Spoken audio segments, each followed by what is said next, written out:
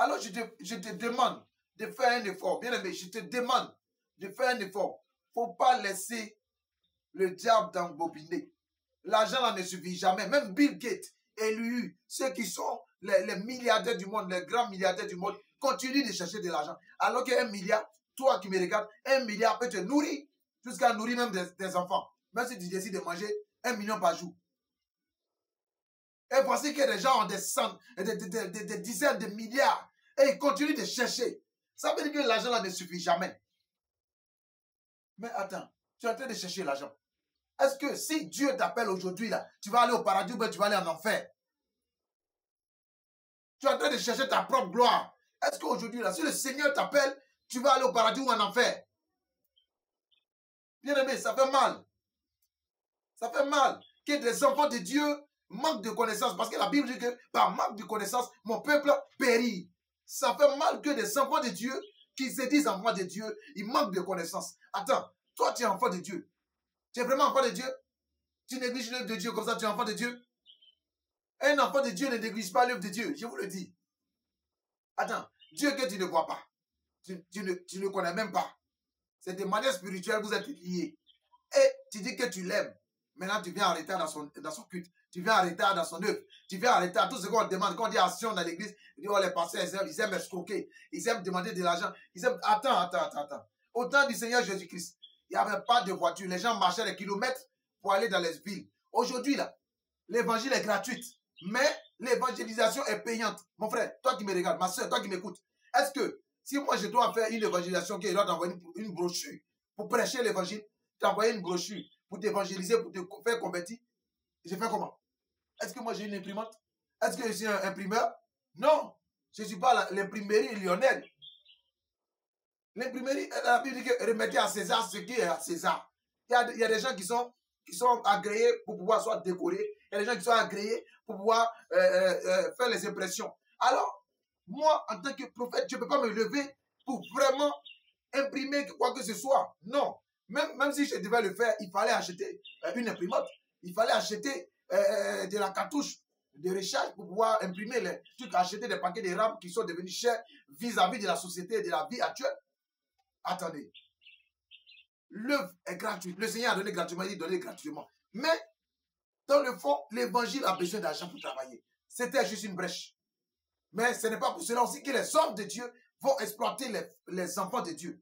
Mais ce matin, ce que je vais te dire, je vais revenir à mon sujet parce qu'un autre jour, je vais développer cette partie. Mais aujourd'hui, je reviens à mon sujet. Le sujet sur lequel je vais revenir, c'est que la Bible dit, malheur ou maudit soit celui qui fait l'œuvre de Dieu avec négligence. Et je vous l'ai dit, dans toute la Bible, version Louis II, c'est le seul mot négligence. C'est le seul livre, le seul passage où il y a vraiment le mot négligence. Ça veut dire que Dieu a vraiment calculé tout cela avant de donner ce mot. Parce qu'il savait qu'un moment va arriver où les enfants de Dieu vont le faire. Alors, je t'en prie, toi qui m'écoutes, toi qui me regardes, toi qui es en face de moi, toi qui es en train de penser, toi qui es touché, toi qui as mal, toi qui trouves que je te parle mal, je ne te parle pas mal. Je vais t'interpeller. Le Seigneur Jésus-Christ a besoin de toi. Laisse-moi te dire, si tu ne vas pas au paradis, ça ne dérange pas le Seigneur. Je te dis ça en même temps. Si toi, tu ne vas pas au paradis, tu vas en enfer là. Ce n'est pas son problème. Mais le Seigneur a déjà payé le prix. Il a payé le prix. C'est toi-même qui dois courir derrière parce qu'en fait là, c'est pas bon. Attends, regardez même la galère, la misère que vous vivez actuellement. Regardez la situation que vous vivez actuellement. Regardez comment même pour payer votre loyer, c'est compliqué. Regardez comment pour manger, c'est difficile. Regardez vous-même. Regardez même comment à l'école, il faut faire pour avoir la moyenne. Regardez vous-même.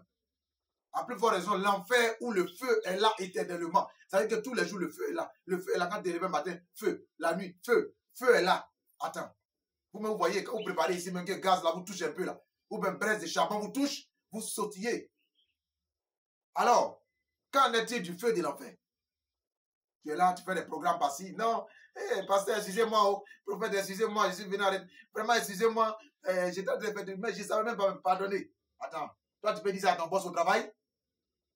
Ton boss t'embauche à l'école, tu peux dire ça. Même à l'école, tu t'en vas là. Si tu es en retard là, tu peux le dire là-bas. Tu es en retard, tu te mets absent. Dans une entreprise, sur le boss, tu es en retard. Il te met absent. Ça veut dire que si tu viens en retard à l'église, le Seigneur Jésus-Christ te met absent. Attends, il a dit faisons l'homme à notre image. On a étudié ça ici. Il dit faisons l'homme à notre image. Faisons-le dans ma image. Ça veut dire que tout ce que nous pensons là, le Seigneur Jésus-Christ les a pensés avant que nous les pensions. Parce qu'il connaît les pensées les plus secrètes de nos cœurs. Et bien aimé, le Seigneur te donne la mentalité de faire des choses. Tu penses que tu es trop intelligent que Dieu. Attends, comme toi. Tu penses que tu es trop intelligent que Dieu. Tu n'es pas intelligent que Dieu. Tout ce que tu fais là, le Seigneur voit ça. Mais moi, je te dis, en tant qu'enfant de Dieu, fais tout. Fais tout. Ta maison ne te sauvera pas. Ton argent ne te sauvera pas. Ton mari ne te sauvera pas. Tes enfants dorés ne te sauveront pas.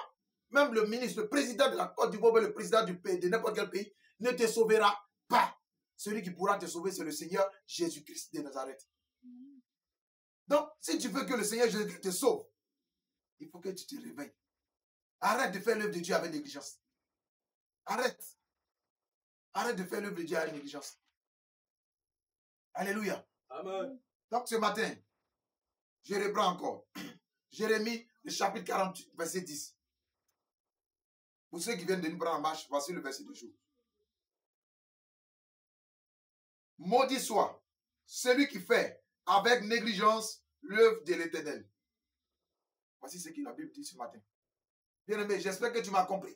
Je ne vais pas tuer. Aujourd'hui, là, on ne tue pas dans ce message que je vais vous donner, que je vais vous communiquer. On ne tue pas. C'est à comprendre. Si tu veux, tu l'acceptes. Si tu veux, tu ne l'acceptes pas. Comme je l'ai dit, le Seigneur n'est pas serré.